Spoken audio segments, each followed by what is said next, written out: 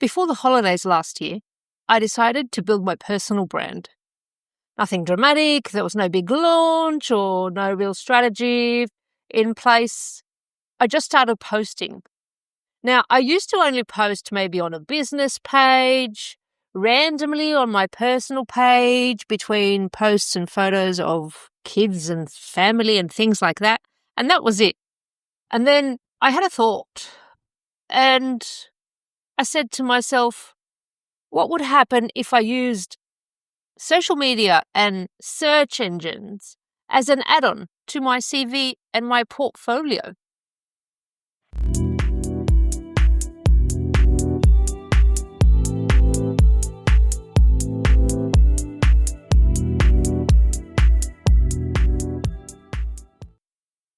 Hey, this is Smaragda, and welcome back to another episode of I Had Plans, where I talk about life, plans that go as planned, plans that don't go as planned, surprises, and everything that happens in between. So today I want to talk to you about the surprising effects of putting yourself out there.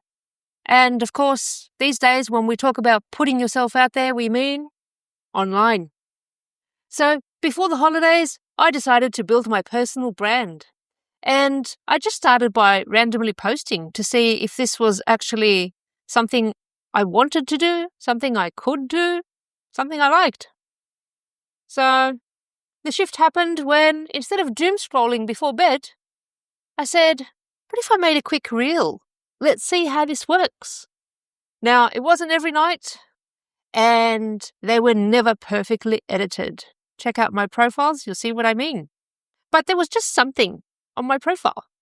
And this casual idea slowly turned into something more organized. I worked a bit on themes. I created a bit of B-roll. I was more proactive about having assets and ideas organized so that I could do this quickly. But yes, I also have to note here that it is easier to stay consistent when work's quiet. Let's be honest about that. But it became a habit. Now, here's what surprised me. In my posts, I didn't aggressively promote any website or my services or my booking link. No sales posts. But yet, I've noticed something, and it can't be a coincidence. My leads quadrupled. I got more inquiries, I got more discovery calls, I noticed more visits to my profile and various links I have online. There were more inbound conversations. And that was one of my New Year's resolutions, to have more discovery calls and talk to more people, meet more people, see if I can help them. And the great thing was, this happened naturally.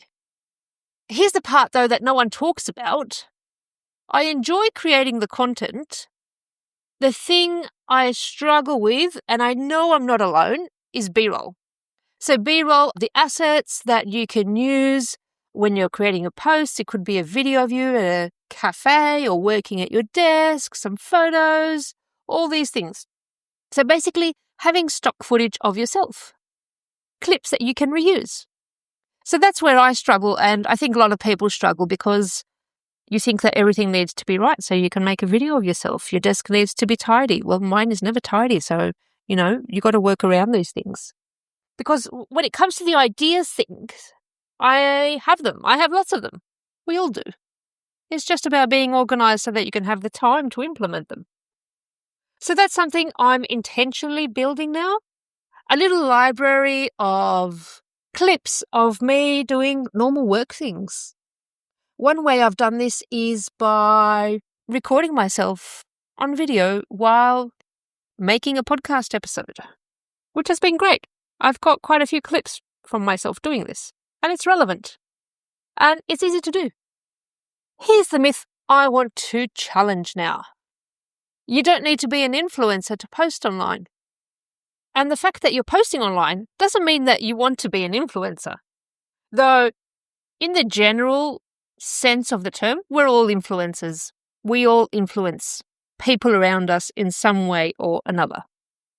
So, what I've learned, you don't need thousands of followers. My Instagram count is very low. It's like 89 because I've only been doing this for a while and I really check.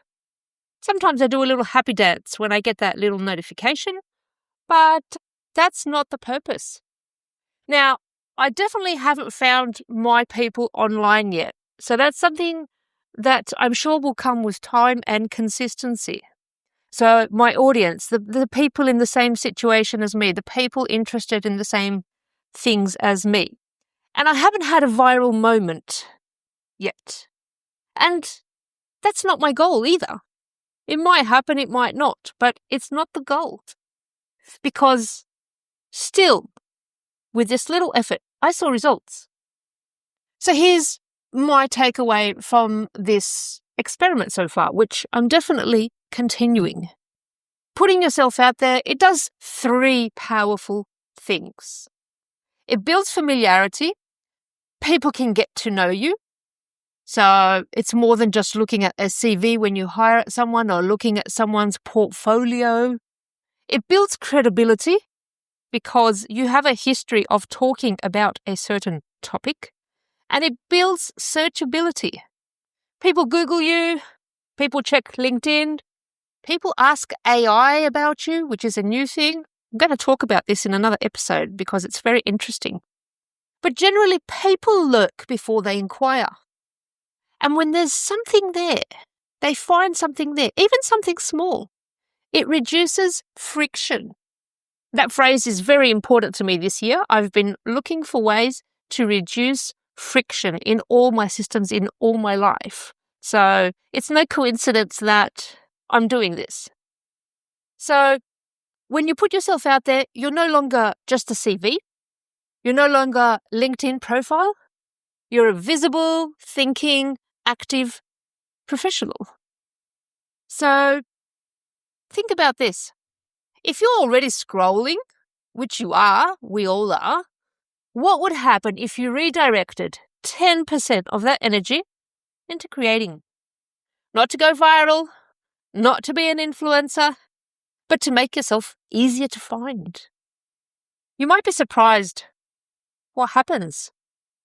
I had plans to put myself out there, and I did. Don't forget to like and follow. I'll talk to you again next week.